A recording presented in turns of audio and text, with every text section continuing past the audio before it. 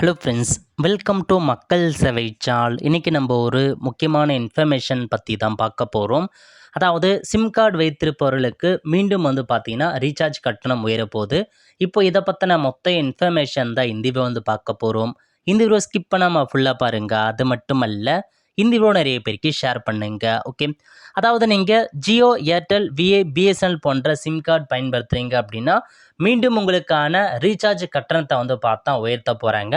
அதை குறித்து அப்டேட் பண்ணியிருக்காங்க பாருங்கள்.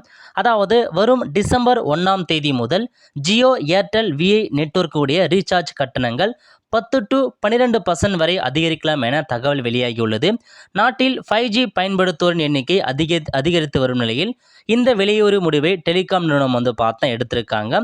ஸோ நீங்கள் பார்த்தா ரீசார்ஜ் கட்டணம் 10 to 12% வரைக்கும் உயரும் அப்படின்ற மாரி உங்களுக்கு பார்த்தா அறிவிச்சிருக்காங்க. ஸோ டிசம்பர் 1 முதல் அமலுக்கு கொண்டு வராங்க. ப்ரைஸை பொறுத்த வரைக்கும் 10 to 12% இன்க்ரீஸ் ஆக போகுது. இதுக்கு முன்னாடி நீங்கள் 199 ரூபா பே பண்ணீங்க அப்படின்னா இப்போ 222 மாறும். 899 ரூபா பேமெண்ட் பண்ணிங்க அப்படின்னா 1006 ரூபாய் பார்த்தா ரீசார்ஜ் கட்டணம் உயரும். ஸோ புதிய ரீசார்ஜ் கட்டணத்தை டிசம்பர் 1 முதல் அமலுக்கு கொண்டு வராங்க. முன்கூட்டியே பார்த்தா ரீசார்ஜ் பண்ணி வச்சுக்குவாங்க, உங்களுக்கு பெனிஃபிட்டாக இருக்குங்க. இதுதாங்க உங்களுக்கான இன்ஃபர்மேஷன். ஸோ இதுக்கு முன்னாடியே பார்த்தா அக்டோபர் மாதமே அப்டேட் கொடுத்துருந்தாங்க.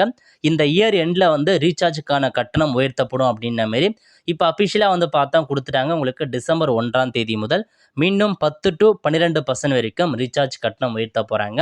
ஸோ இது குறித்து உங்களுடைய கருத்துக்கள் என்ன அப்படின்றத மறக்காமல் கமெண்ட் பாக்ஸில் தெரிவிங்க. உள்ள ஃப்ரெண்ட்ஸ், கண்டிப்பாக இந்த பிடிச்சா லைக் பண்ணுங்கள். அது மட்டும் அல்ல, இந்த வீடியோ நிறைய பேருக்கு ஷேர் பண்ணுங்கள். அடுத்த ஒரு நிலையில் சந்திப்போம். நன்றி, வணக்கம்.